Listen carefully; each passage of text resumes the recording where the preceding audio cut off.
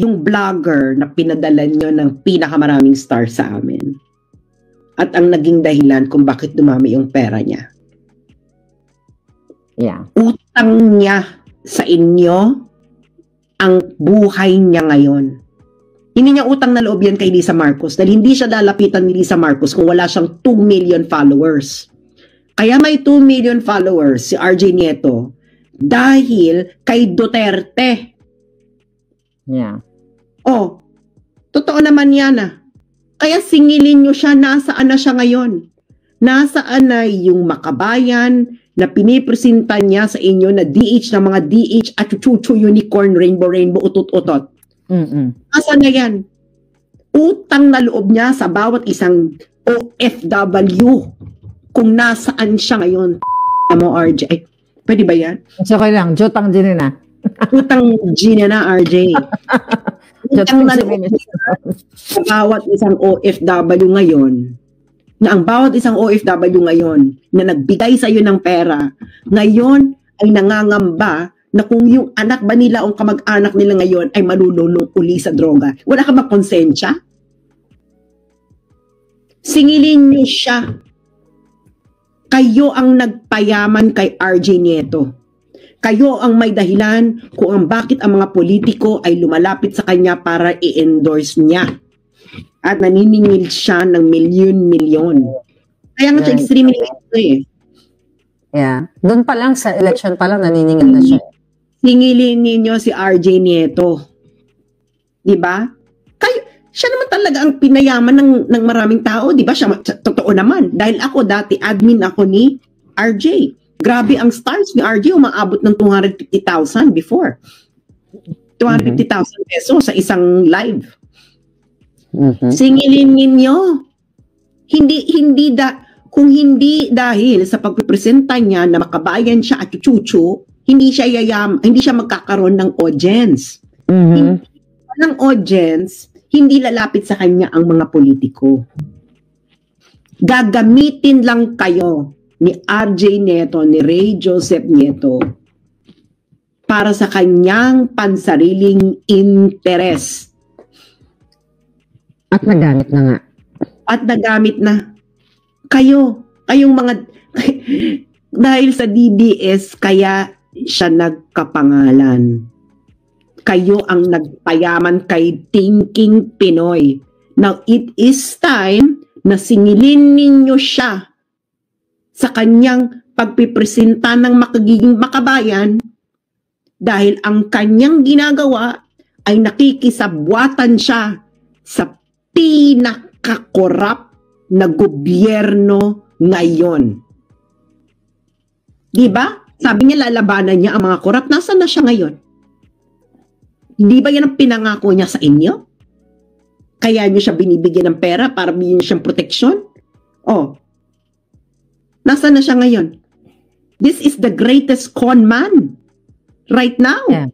It's Thinking Pinoy, Ray Joseph Nieto. Alam mo RJ, isa pa, bibingo ka na sa akin. Alam mong gagawin ko sa'yo. You will just know. No? I will not announce it, but isa pa, bibingo ka sa akin. Dahil you have become the monster that you have been hiding inside, and given the money and the power, you will unleash that monster. You, RJ Nieto, is not a patriot. You know what you are, Ray Joseph Nieto, Thinking Pinoy. You are a profiteer. Profiteer. You are not a patriot, Ray Joseph Nieto. You are a profiteer. At tandaan mo to, RJ Nieto. Pag dumating ka na sa kamatayan mo, I really hope yung lolo Doro mo ang bibisita sa'yo at tatanungin ka kung bakit ka naging magnanakaw. Diba? Kasabot ka na ng mga magnanakaw, hindi magnanakaw ka na rin. Yeah. At sa bawat pagnakaw niya, ilang buhay ang nawawala. Ilang buhay. Ilang buhay. Oo, hindi ka ba nahihiya sa mga OFWs na pinagkaperahan mo na naging dahilan kung bakit dumami ang followers mo? Ngayon lahat sila nangangamba, RJ, kung anong mangyayari sa kanilang mga anak kung malululong na naman sa mga droga. Tapos ikaw, nasaan ka? Nasa London ka. Nagmamayabang-mayabang ka ng guyard. Tapos, ang pinipresenta mo, DH ka ng mga DH? Come on. You are not a patriot. You are a profiteer. RJ Nieto, you are a profiteer. You are the greatest conman right now among all political bloggers. Yeah. I'm really, alam mo yon, parang ikaw nagsimula nito eh. Oh, tatapusin ko, you're a conman. Diba? Puntahan nyo ngayon yung page niya, singilin nyo siya, sabihin nyo nasaan na yung makabayan na pinadala nyo ng 2,000 stars, 5,000 stars, $200, $300. You need, diba? You need value for your money. Kayo ang bumuhay kay RJ Nieto. Hindi ang mga politiko. Dahil hindi yan bibigyan ng pera ng mga politiko kung hindi kayo nabobola-bola ni RJ Nieto na isa siyang makabayan at patriot.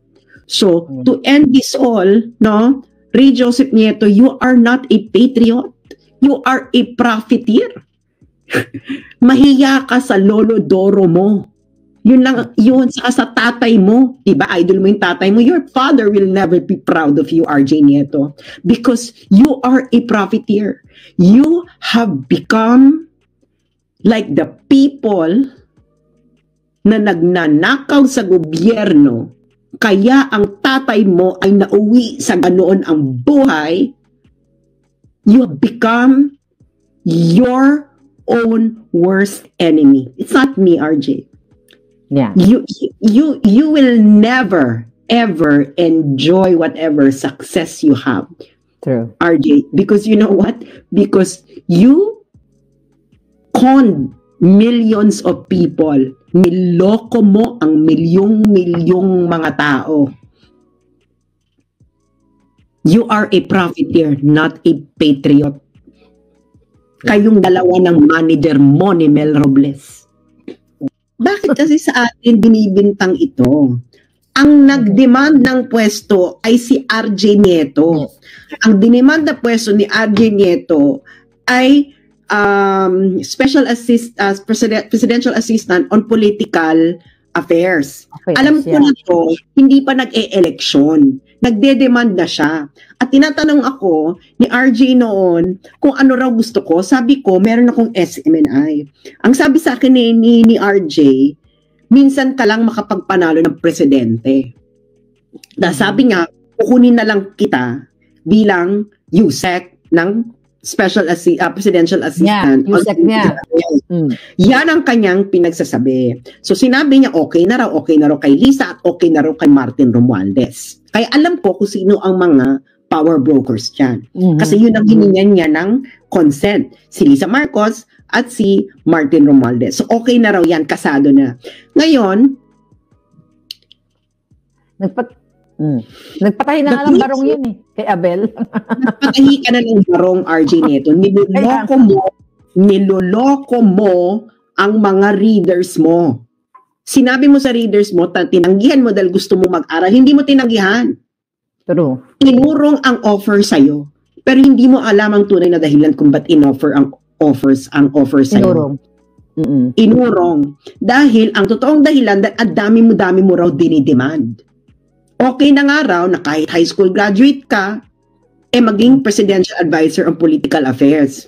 Pero kung ano-ano pa ang mga dinidemand mo, gusto mo na parati mo dapat katabi ang presidente pag may cabinet meeting, ay hindi po pwede yung bakla. Hindi yan sa protocol. At ano pa, kailangan mo ng ganitong budget, gusto mo ang office mo sa Malacanang din. Alam mo kung sino raw ang nagreklamo na sa mga demands mo? Yung mag-asawa.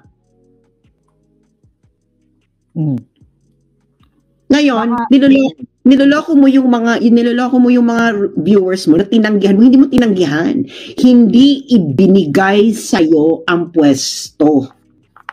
Okay? At ang pinagagawa mo nun, dahil meron na tayong hidwaan nun dahil sa kaso ni Jover, dahil isa pa yan, pwede natin pag-usapan niya. Kung gusto mo, Pag-usapan natin yung sa kaso ni Jover later. Kasi ang dami nakikinig. Ang dami nakikinig, Mahinam. Yeah. So, todo na natin to yung kay Jover later. Go. Kaya ikaw, ng panahon na yan, tumatawag ka na sa isang tao sa SMNI at sinisiraan mo ko. At hindi mo alam, yung taong yon ay may connect ako, tinawagan ako after mo siyang tawagan. Wow. Kaya matagal ako nagtiis. Kaya nga sabi ko hindi kasi to papatol sa akin ng head-on. Dahil alam niya, siya ang magiging mali. So, ihintayin niya na ako ang papatol sa kanya dahil alam niyang patola ako. No? Patola na natin. Ngayon, hindi kasi nakikita ang tunay na ugali ni RJ Nieto. Ganun ang ugali niyan. No? So, sinisiraan niya ako doon. Sabi pa niya doon sa taga-SMNI, sabi niya, kaya daw hindi daw ako makatira sa mga Marcoses dahil naghihintay pa daw ako ng pwesto. Sabi ko, paano ako naghihintay ng pwesto? Hindi man ako humihingi. Ang sinabi ko, hindi ko nga tinanggap yung condominium. Yes. Condominium na yun. Meron akong show, meron akong Sendwave. Wala kayong maibabato sa akin dahil hindi ako nag-demand ng kahit ano sa inyo. Dahil kaya kong tumayo sa sarili kong paa. Nanggaling ako sa Luneta, naging homeless ako, kumain ako, nag-scamming ako ng food sa SM Manila at wala akong takot makabalik sa ganoong pamumuhay. Dahil alam ko, malinis ang puso ko. Kaya nga ako ay hindi ako katulad ng mga trolls ninyo na nagtatago sa computer, anonymous, dahil wala silang mukhang maiharap dahil hindi nila kayang panindigan ang kanilang pinagsasabi. Diba? Ito, tingnan mo si Maharlika. Oh, Diyos ko, doy. Ano ba sa tingin? Maayos ang buhay niya sa Amerika eh. I know. Tapos pinagbibintangan na kung ano-ano nga. So, actually, napag-usapan ba natin kay Jover? Hindi masyado detalyado, no? Kasi mga kababayan, nung first time talaga kaming, naikwento na namin sa unang vlog namin kasama si Roy at saka kasama si Mother Pebbles. Tulog na kasi sila, in-invite namin sila, pero tulog na yata yung dalawa. So, or busy si Mother Pebbles. So ngayon, napag-usapan na, kasi to be honest with you, gising na si Roy. Nasa work pala siya. But anyway, to be honest with you, nagkaroon ako nung kinukwento mo sa akin, yung syempre, bago pala tayo magkakilala, meron akong konting duda na baka, okay, baka ito si Sas, pakawala ito ni Taning. Yan, may ganun akong tingin. Hindi naman ako magsisisi. Yeah, pero kahit si Pebbles, yun din ang tingin ko na. Pero nung napatunayan ko na, really, your friendship ay sincere. Noong kinuwento mo yung tungkol kay Jover, nung nasa kotse tayo, papunta tayong Soler. So, ikwento mo yan sa ating mga viewers. Kasi we're like almost 16,000 viewers across social media. Kahit pinatay tayong dalawa, we're like, this is historical. Ano nangyari dito kay Jover? Ganito yan. Di ba dinimanda ko yan si Jover ng libel? Tapos ito si Jover nag-counter demanda. Ang demanda niya is civil case. At ang kaso is violation of Data Privacy Act. So kaming dalawa yung inilagay niya doon. Ako, sa Taning. Oo. Yes. Ngayon, ito kasi si Jover, natatalo siya sa kaso ko. Wala siyang napapanalunan na appeal. So, nung pre-trial hearing kasi, nandun ako sa Pilipinas niyan. That was, kalamang pre-trial hearing, early June. Sabi nung judge, kayo, ginanyan sila ni Kokoy Dayaw. Kayo, kung ano naman kayo, kahit ako nagkakamali, sabi ng judge, baka pwedeng mag-sorry na lang kayo para hindi na to humaba. Sinabing, hindi sa isa't isa. Si Jover magsusorry sa akin kasi yun yung kaso ko kay Jover. Okay. Ngayon, tinanong ako ng judge, ikaw, okay ba sa yung mag-usap-usap muna? Syempre, hindi ka pwedeng kumayabang sa judge, no? Mm-hmm. So, okay pa kami nito, okay pa kami nito ni RJ, okay pa kami ni Lisa. Kung ako ay hayok sa kapangyarihan, makikipag-usap ba ako, makikipag-deal ba ako? Dinigdik ko na sana si Jover. So ngayon, nagkaroon ng settlement meeting. To si Jover, tinanong niya kung anong gusto ko. Nung lawyer, ano daw ma-offer. Tapos sabi ko, una, pwede bang letter of apology? So sabi ng lawyer ko, kasi nga yung nanay niya nasaktan dun sa sinabi ni Jover. Kasi nga naman, ba't yung sinabihin na nandun siya sa Europa, nagpuputa. Hindi naman yung tipo. Oo, ganyan. Tapos naglagay-lagay pa kayo ng mga presyo ng ganyan. Tapos, sabi nung lawyer, ano pa, sabi ko, tinanong ko na, di ba meron pa tayong kaso yung sa civilian case? Sabi nung lawyer niya, we can actually, tanggalin ka namin dyan. Kasi, hindi naman daw lumalabas sa cross-examination ni RJ Nieto, nakasama ako. Never mention my name, puro daw siya. Kaya nga sabi nila na, wala ka naman participation, ganyan. So, ngayon, sabi nila, so, yun na, so, usap-usap. Tinawagan kasi nga, after, I think, a day or two, tinawagan ako ng lawyer namin, ni RJ. Yung lawyer namin ng RJ, it was given by Lisa Marcos. Yan. Pakinggan niyo, mga kababayan. It was given by Lisa Marcos, kasi una, si RJ yung inoferan. Tayo, sabi ko, bakit hindi ako sinama dito ni RJ? Sabi ko, kuha ko ibang lawyer. Tinabi ko kay RJ, baka pwede mo naman ako isama dyan. Sabi niya, kausapin mo si Tabuts. Ako pa kumausap, ganyan. Sabi ko, Tabuts, ganyan, baka pwedeng isama ako dyan sa ano ni kasi pareho naman kami nandyan sa kaso. Ganyan. Sabi niya, okay, pero Lisa Marcos actually asked for a 10,000 pesos kahit siya, anong tawag yun? Pro bono. Kahit siya pro bono, he asked me for 10,000 for the, ano ba to? Filing. Okay. For the papers. Papers, etc. Printing, ganyan. Yes. So, ano siya, it's understandable, no? Wala na nga bayad yung lawyer, so kahit naman yung pamprint, bayaran mo, di ba? Bayaran mo. Sinil ka 10,000, okay. And I have that. At alam ko, nasa akin, I don't delete these things, no? And then, tinawag yung lawyer. Sabi sa akin, Miss Sasot, kasi ikaw na yung uupo sa witness stand 2 weeks from now, baka pwede tayo mag-prepare. Sabi ko, attorney, kasi, dun sa kaso ko laban kay Jover, merong settlement na nagaganap, and meron kaming fina-finalize na settlement. Ang tanong sa akin ng lawyer, papaano yung kay RJ? Ang sabi ko, tanungin niyo po siya, hindi ko po alam. Ang tanong sa akin ng lawyer, itong eksaktong tanong ng lawyer, baka po pwede kang maging intermediary between Jover and RJ. Sabi ko, pakitanong na lang po siya kung okay sa akin.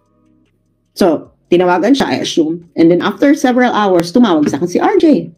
Sabi ko, hi, masaya pa ako, Cheng, ganyan. Sabi niya sa akin, unang-unang bungad niya sa akin, bakit mo ako nilaglag? So, anong unang reaction mo doon? Ang progression is, pakitanong po sa kanya kung okay sa kanya. Ano sa akin is, bakit mo ako nilaglag? Sabi ko, what? Nilaglag saan? Because I don't know anything. Yeah. Nakikipag-areglo ka pala dyan kay Jover, hindi mo lang sa akin sinabi, ganyan. Sabi ko, ito na nga, sinasabi ko na nga sa'yo, di ba? Tapos sabi niya, ako nga, nung nagpa-appoint sa Malacanang, binitbit kita. Tapos hanggang sinumbatan ka na ng mga bagay na ako, hanggang ini-explain ko sa kanya, sabi ko, Cheng, huwag masyadong mainit ang ulo, basahin mo ito kasi examination, wala ka sa jurisdiction ng judge ko laban kay Jover. Kaya hindi po pwede, pero baka pwedeng, in-explain sa kanya, sabi niya, nag-i-inarget, sabi niya, puta, tanga, puta. Sabi niya, may text message ko sa'yo tungkol dyan, di ba? Yung pagmumura niya sa'yo, may text message sa'yo. Nasa akin, pinost ko sa akin yan. Pinakita ko sa'yo, pinakita ko kay Pebbles, pinakita ko. Yeah. And then, kung gano'n na, sabi niya sa akin, kung wala kang nakikitang mali sa ginawa, if you cannot see anything wrong with what you did, we don't need to talk anymore. Just talk to my lawyer. Aba. May gano'n. Ang taray. Lawyer ni Liza. Bayad kasi ni Liza yung lawyer. Ngayon, inano ko yung lawyer, hindi naman nagsalita. Tapos, sabi ko dun sa lawyer ko, dun laban kay Jover, pwede ba itong isama si RJ? I was considering him up to the last minute, Ma'am Shi. Sabi niya, pwede mo siyang isama, but the judge will ask, sino itong taong to? Kasi hindi naman siya, wala siyang jurisdiction kay RJ. Gets mo? So, sino ito? So, may chance na hindi to aaprubahan tong settlement na to, aangan si Jover, then whatever. So, ngayon, a day or two, na magmi-meeting kami na uli ni Jover para i-finalize yung final terms, tinanong ko pa yung lawyer. Meron na po bang desisyon si RJ? Meron na po bang clarity of what RJ Nieto want to do? Sabi niya, I want to, i-continue na lang daw ni RJ yung case. Which is natalo siya. So, after all the drama, gusto mo i-continue, ito na nag-offer. So that's the beginning. Kaya di ba sabi, bakit hindi kami nagkikibuan? Yan ang beginning. And because of that, ang ginawa ni RJ, kung sino-sinong pinagtatawagan, not just one, iba-iba, lumapit din sa akin, kinuwento sa akin, pinagsabi niya, sinisiraan ako kung anong pinagsasabi masasama tungkol sa akin. That there was even someone from Davao who told one of the bloggers, ang sabi is, bakit ganun si RJ kay Sas, napakamin. Wow. And of course, people were not aware what was going on, no? Hindi nila alam kasi hindi naman niya ako tinitira sa vlog niya eh. Dahil hindi niya gagawin 'yon, no? Hinihintay niya ako ang pumalag para akong magmukhang masama. Alam ko yung mga ganyang galawan ni RJ dahil ako, nakasama ko yun si RJ. Kilala ko ang ugali niyan for 6 years. No, hindi ko na nga lang kilala tong RJ na to, no? Dahil this is a completely different person. Anyway, so ayun na nga, inang, no? So kaya nung nagpa-appoint yan, kaya nga ang binlock ako niyan, can you imagine, iniikot-ikot niya kung ano-anong pinagsasabi niya kung kani-kanino, about me, kung ano-anong piniraan, masasakit, masasama. Yan, nabasa ko yung messages, ang pangit, di ba? Nung nga, nasa loob tayo ng car, going to Solear tayo, kaya nga doon ako naniwala na, okay, totoo tong fallout ni Sas at ni Taming, ni RJ Nieto.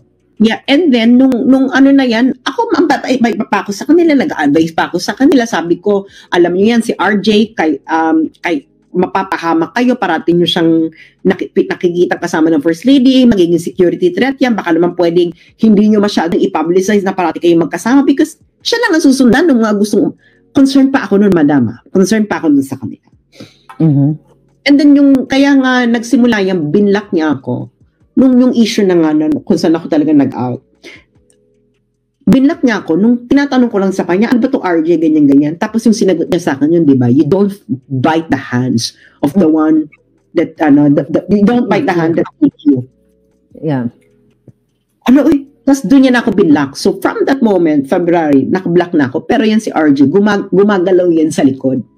Akala naman kasi ni RJ, hindi nakakarating sa akin yung mga pinagagawa niya. Which, dumarating.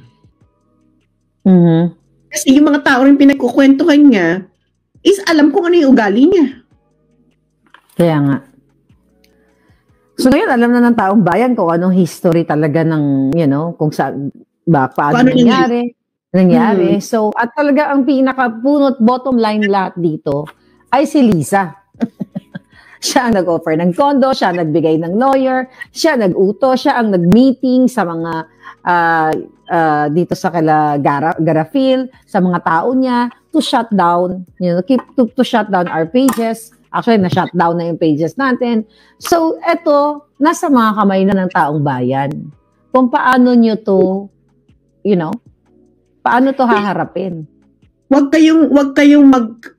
kayong magpadaan sa nagpa-plastic sa harapan ninyo. 'Di ba?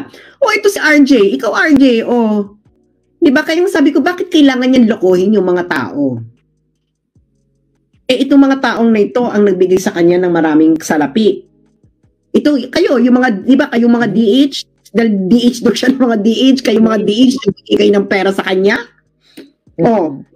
Tapos niloko niya kayo na tinanggihan daw niyang appointment para makapag-aral. Hindi po. Niloko niya talaga ng mga tao. Dinemand niya ang posisyon. Hindi in-offer sa kanya. Dinemand niya yun. At alam ko na rin na yung si Mel ay maa-appoint ng PCSO, wala pang eleksyon. Dahil yun na ang nakapangako. At kay RJ ang nakapangako, sabi niya na okay na kay Lisa at kay Martin Romualdez ay Presidential Assistant on Political Affairs. Yun po ay demand. That is a return for what they did for the couple. Ngayon, hindi niya nakuha. 'Di ba? So, anong naging what's this? 'Di ba sabi niya marami daw siyang naipon because of the blogging. Nauubos yan, just die, tumira ako ng Europe. Alam ko sa vlogging world na hindi ganun kadami ang pera. Hindi milyon-milyon. tumira ako ng Europa, no? At ang pinakamahal na lugar sa Europa ay London. Ang UK. Wala siyang negosyo, wala siyang vlogging, tapos he can afford na mag-aral. It's pabalik-balik sa Pilipinas. Oo, pabalik-balik. Ang mahal ng pamasahe. Oo, baka naka-business class pa. O, hindi ka natin alam, baka naka-diplomatic passport yan eh. So ang ano niyan is, RJ, huwag ka nang magtago. Huwag ka nang magtago sa likod ng maskara mo. Yeah. Dahil, it's no use. There are a lot of people in the political, even in the business world, knew what you did. You know what you did to them, to me, to other people. Kasi ang RJ, this is your problem eh. Your problem really is you cannot be contented. Okay? Kung sa tingin mo kung sa tingin mo RJ na ikaw yung marami ka naman talagang pera. Ikaw rin naman nag-declare na you are extremely wealthy. Sinabi mo yan sa isang tao sa Cebu nung tinanong ka ba't hindi ka na nagbablog. Ang sinagot mo dun sa tao sa Cebu nung pumunta ka ng Pilipinas, remember that? Kala mo hindi nakarating sa akin. Sabi mo raw is una, pagod ka na, and then second, because you're already extremely wealthy. So parang kami tumambling. How can you be so extremely? Ikaw ba naman yung manager mo na si Mel, maya-maya may pinapanalo sa loto. Pag extremely wealthy ka talaga. Kaya sabi ko nga, dapat kong imbestigahan talaga yan. Alam mo, napakadali lang hulihin ng mga yan. Kaso nga, walang gumagalaw. Hindi, alam sabi ng mga tao, bakit si RJ? Kasi alam ko po kung sino ang mga nagpa-planning behind this. Ang inner circle ni Lisa Marcos, ang specific na kasama dyan ay si Mel Robles at si RJ Nieto. Yeah. Yan ang nag-ooperate. Nagigets niyo? Yan ang nag-ooperate. Alam yan ng mga businesses, alam yan ng media, na pag si Mel Robles nang lumapit sa kanila, ibig sabihin, there is something. Yeah. Maghubaran na tayo ng maskara eh. Tapusin na natin to. Dahil, Diyos me, ano pa ba? Ang dami-dami nyo ng pera. Ano pa ba kailangan ninyo? Nandito sila ngayon, nagsha-shopping na ngayon, si Mel Robles. Nandito, di ba? Nandito ngayon, baka kasama si Taning, hindi lang nagpapakita. So, kanina, kahapon, na talagang pinoflaunt nila yung mga shopping galore nila sa mga high-end stores. Kaya, of course, the travel. We all know. Magtama ka. Yan ang nagpa-planning. Yan ang gumagawa ng Black Ops. Okay? Yan ang Black Ops team ni Lisa Marcos, si Mel Robles, at si RJ Nieto. Okay, maniwalang nag-aaral lang yan. Matalino yan si RJ. Dahil yung inaaral pa lang niya ngayon sa Bristol is first year. Naka 3 years yan sa UP. Kaya niyang pumikit at magbabanjing-banjing na lang yan dahil uulitin lang niya yung ginawa niya. Patali naman talaga siya sa math, no?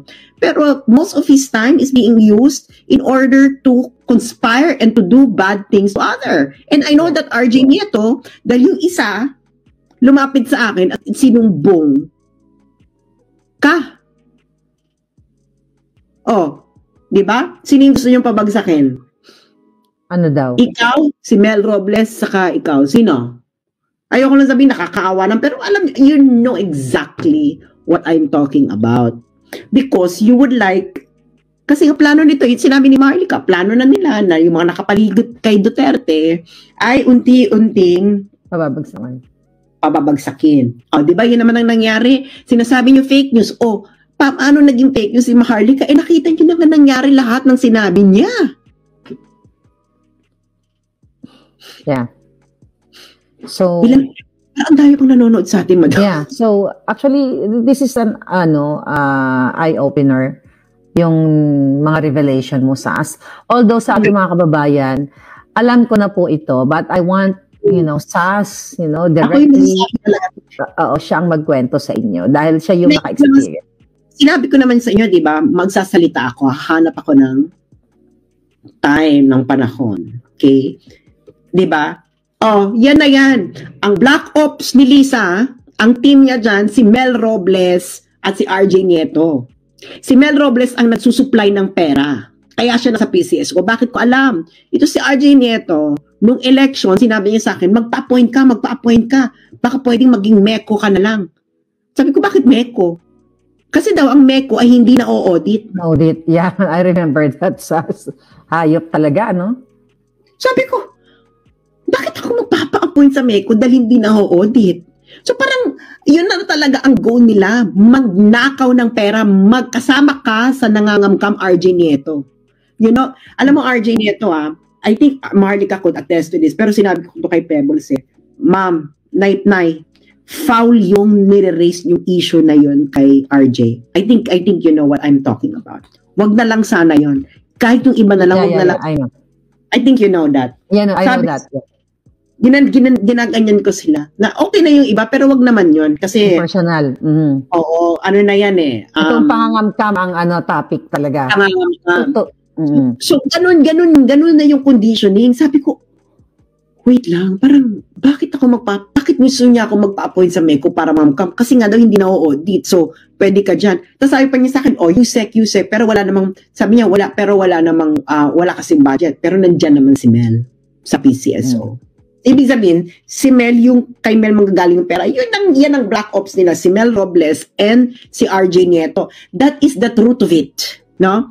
At, ay ako alam, because I was there in the compound, no? Ano ba naman compound yun? Kaano-ano ka ba ni Lisa Marcos at meron ka? May kondo, may bahay ka doon. And, in relation dun sa expose ko kanina bago tayo mag-vlog na mismo yung taong naka-witness na narinig niya si Lisa na sinabihan si Mel na, ikaw na bahala sa PCSO sa kukubrahin natin. Ay, may sinabing ganyan kay... Yeah, may sinabi. Yung puting ahas ko. Yeah. Pero ako, alam ko na yan, bago pa mag-election, April yun, kailan may mahal na araw ng 2022, April, di ba? April, alam ko na PCSO si Mel Robles. Alam ko, si RJ, ang appointment niya is presidential assistant on political affairs. Dinemand niya yun. Hindi yan in-offer sa kanya, dinemand yan ni RJ Nieto. So now, kaya nga they're already deep in the shit, no? These two people. Yeah. Kaya hindi ito babaliktad. Pero mas mabuti nang alam ninyo kung sino ang nasa Black Ops ni Lisa. It's Mel Robles and RJ Nieto. Wala nang iba. So, ako naman, you know what? Ang nanay ko kasi sabi niya sa akin, kung tama ka, ipaglaban mo. Wag mo na kami, parang, alam niya, parang, just do it. Parang, just do it. Kasi nga, ang ano talaga dito sa mga to is, hindi naman ako naniniwala na may gobyernong 100% malinis. Pero naniniwala ako may gobyernong garapal, hestas, hudas. Ito yun. At gobyernong ito. Yeah. So, alam lang ang mga nalalaman namin ni Maharlika na yung iba hindi pa pwedeng ilabas kasi nga yung mga madadamay. Masusuka kayo sa kaputahan ng gobyernong ito. Yeah. Kaya nga naman every single day, talagang emotional din ako at galit na ako dahil kung pwede nga lang natin maikwento lahat yung iba pa. But in due time. So nakakaawa kasi like you, ako, umasa, dun sa mga pangakong babangon and earlier, narinig mo na kumuha na dun ka sa pwestong ganito kasi hindi na o-audit. So it's not for the people, yung sinuporta na. It's budol talaga. It's the same thing nung nagalit ako, Sas, nung nalaman, nandoon ka yung na kumakain tayo, masarap kinakain natin, na supporters ni Tubig, wala man lang ibinigay sila. So doon ko unang naramdaman na parang ano to, hindi ito yung gobyerno na sinusuportahan ko. Ang sakit-sakit dahil yung mga taong sumusuporta sa kanila, mga matatandang loyalista na, ang tagal pinangarap na magkaroon ng Marcos na governance na magbi-build ng mga infrastructures like katulad ng ginawa ng Marcos Sr. Pero wala, kumbaga hindi pa umuupo, ang plano talaga nila is pagdinegosyo o pangangamkam nga. At ikaw yun, ikaw ang witness na buhay, narinig mo mismo, and you were there. Yeah, I was there. Very powerful statement, Sas. I was there. Alam ni Maharlika itong kwentong to, 2022 pa lang. Kaya nga, kaya itong si Maharlika, alam mo Maharlika, nakakarating sa akin yung sinasabi mo kay Nay Pebbles na, uy, si Sas nandiyan pa sa Pilipinas, baka tamnan niya ng kaso, baka tamnan ng droga. Nag-aalala talaga ako sa inyo. Nag-aalala ako, alam mo yan, di ba? Nag-aalala ako kasi may intention is, ayoko naman siguro pa ibang Sas iangat yung bangko ko. Nagkakilala naman tayo, nag-uusap naman tayo. Ikaw ang makakaramdam niyan na kahit si Mother Pebbles, concerned talaga ako sa inyo. Even short lang yung pagsasama natin kasi naramdaman ko rin yung sincerity nyo, not only yung friendship, but yung sincerity nyo para sa taong bayan. That's why... Kita niyo yung pakikipagbardagulan namin kay Lenny yun, hindi ito ginawa ng kampo ni Lenny. Tinanggal ang buong account ko. Yeah, totoo. Yun din ang sinasabi ko. Kahit na si Lenny noon ay talagang grabe ang bardagulan nga, buhay pa rin tayo. Pero itong Marcos, itong Lisa administration na ito, di ba? For 8 years, yung Facebook page ko. Ngayon lang nila na pinatay, kumbaga. Ginorgor nga nila yung Facebook page ko. And the fact na supporter nila ako since 2016 sa kanilang laban, electoral protest, ito yung ganti nila. Kasi totoo to eh. Hindi nila kayang harapin. Yung mga, hindi lang to akusasyon. Yung mga ine-expose natin na ginagawa nila sa likod ng camera. Sa likod ng kanilang mga drama na sila ay, mga photo ops na para sila sa Pilipino. Ito yung kwento natin na dapat talaga na I'm grateful also na isinare mo sa ating mga viewers. Sabi ko na nga di ba? Kahit patayin nila tayo sa social media para tayong tubig sa falls na tuloy-tuloy ang agos. And now we're like reaching across social media 17,000 viewers na hindi na-reach ni Marcos Jr. sa kanyang live. Ang masasabi ko lang is the idea is already out there. Ako, sabi ko nga na I already did everything that I wanted to do. Yung mga ideas ko, alam niyo naman kung ano yung mga sinusulat ko, kung ano yung mga topic. Ayoko kasi sabihin dahil I don't want Maharlika's platform. Yeah. Thank you. To be used for something na hindi naman ang pinag-usapan na kung pareho kami na. But you know everything that I wrote, you know what I did in the last 6 years, kung ano yung pinaglalaban ko, at nakita ninyo na kung si Maharlika consistent sa electoral reform, you know my consistency on another issue. Yeah, in foreign policy. Sa inyo, kung gusto lang naming maging extremely wealthy, katulad mo, RJ Nieto, ginaya ka namin. Ikaw na rin nagsabi.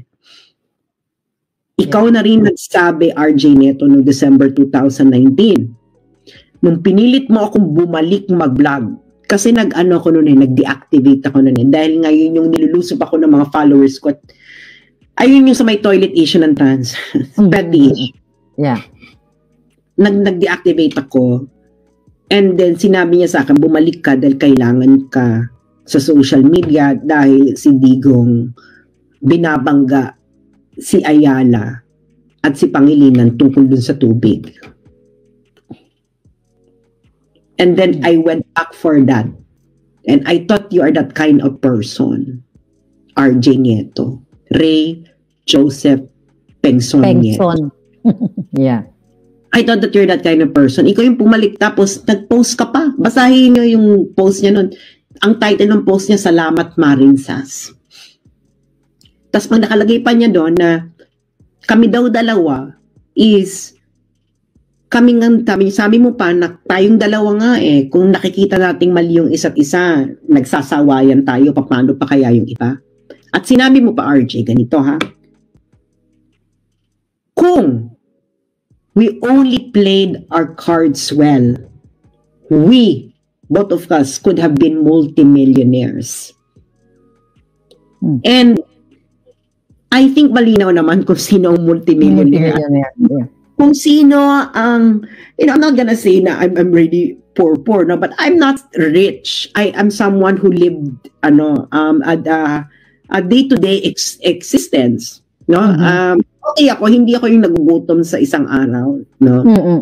Pero I'm not a multimillionaire. I'm not even a thousandaire or whatever. Yeah. So, actually, pinili yung cards niya. Yung card niya ng bonggang-bongga. Binenta niya na ngayong kaluluwa niya. Siya na nagsabi. Siya na nagsabi, di ba? Na if we only played our cards well sa social media, we could have been multimillionaires. Si Maharlika may utang sa credit card. Of course, hindi siya multimillionaire. Ako sila na nagsasabi na wala akong pera, na punubi lang ako, na ganyan. Sila, sa kanila na mismo nagsasabi yan. So, sino yung multimillionaire? Okay. Sino? Ikaw yan, RJ, saka si Mel Robles. Kayong dalawa, ang black ops ni Lisa Marcos. Alam yan ng mainstream media, alam yan ng mga businessman, lahat ng gustong sirain ni Lisa Marcos, kayo ang ops. Yeah. Silang dalawa. And millionaire sila dahil sa pera ninyo, mga kababayan. Sa pera nating lahat. Taxpayers money. And I hope we're still, hoping na talagang maimbestigahan itong mga revelasyon natin. Diba? Sana hindi ito i-ignore. Actually, mahaba pa yung investigasyon Siguro speak up day na lang. Gumawa na ng paraan, wag na, mahaba itong investigasyon kasi nahawak nila ang Hawak nila lahat. Ang ano ko lang is magmasid-masid kayo sa nangyayari sa Pilipinas, di ba? Na bakit dumadami ang adik? Ba't bumaba ang presyo ng shabu na bumaba ang presyo sa shabu na kasing presyo na siya ng panahon ni Pinoy. From 5,000 daw per gramo, naging 900 na lang. Di ba? Bakit? Dumadami ang supply. Oo. Bakit? Overflowing. Oo. Bakit biglang, bakit nawala yung SMNI bigla? Bakit yung mga supporters ni Marcos ang pinapatumba? Bakit yung di ba dapat nga ang the best critic mo is yung mga supporters mo dahil sila honest sila. Pero nakita nyo ba yung mga kakamping pages pinatumba nila? Hindi. Dahil nga magkakasabwat na yan. Dahil sila ay merong 24/7 hour troll center, pwede nyo puntahan. Alam niyo yung headquarters sa Mandaluyong, yung headquarters ni Bongbong. Puntahan nyo dyan.